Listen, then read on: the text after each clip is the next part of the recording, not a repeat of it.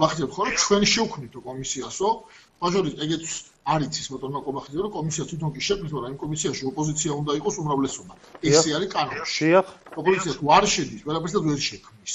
ან მოუწევს ერთი ადამიანი თუ შევიდა ორკაციანი კომისიის გაკეთება, რომელშიც იქაც უმრავლესობა როგორ იქნება გაუგებარი არის.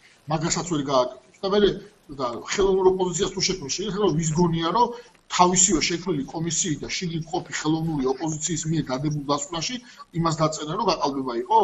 ამას გვეუბნება? ანუ შტერები მგონია, საერთოდ მოსახლეობა მგონია დებილი ჩვეულებრივად რა. ანუ გონია რომ აი რასაც გვიტყვის იმას დავიჯერებთ პირდაპირ. რა მაინტერესებს რატო გონია ესე? ვინმე დაიჯერა ეგ საერთოდ? ანუ ოპოზიცია თუ შედის, ეგ შეთანხმება მოხდა და რაღაცა პოლიტიკური კრიზისი განიმუხტა. თუ არ შედის ოპოზიცია, ვერანაირ კომისიას ვერ შექმნის, იმიტომ რომ უმრავლესობის კომისია იქნება ის. და შიგნით ვერ იქნება ოპოზიცია უმრავლესობაში.